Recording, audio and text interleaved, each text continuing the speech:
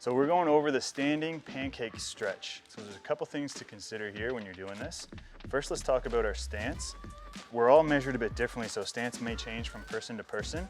Ideally, we want to feel like when we come down into the stretch that we're finding about arm's length where I can still get my hand wrapped around the back of my Achilles. That's a pretty good distance to feel like you're getting into with a standing pancake stretch.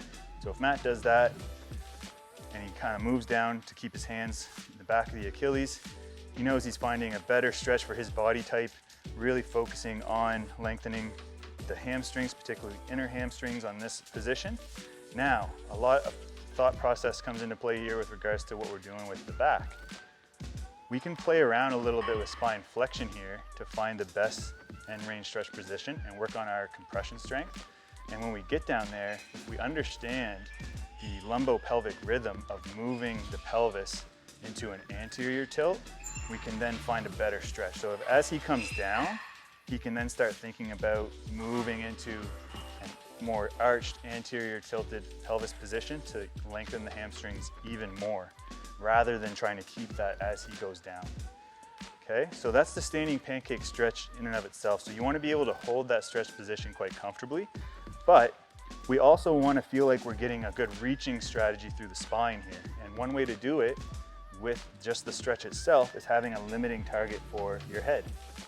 So as you come down, and you feel like you actually are reaching towards something. So this is actually getting him lengthening the spine out more. And over the course of the stretch, he may not be able to reach it now because he's not warmed up enough, but we would just think about lowering that target down a little bit more over time. And this would just set us up for success. As it goes lower, you may have to move it in more towards your midline. And that's all right.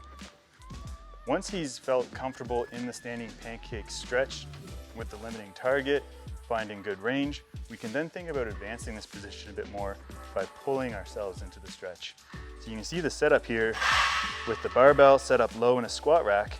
What Matt is doing is grabbing through the legs, and what he's learning to do is as he comes down, he's reaching the head, he's also pulling himself forward to get a better pull from the hamstrings and a better position of the pelvis coming down into the stretch.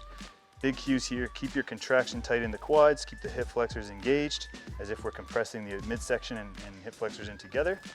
And what we would be thinking about doing here is rocking into the stretch for a duration and back out. Short duration, 3 seconds as prescribed. Might be a little bit longer as you advance, but this is the way we're advancing standing pancake.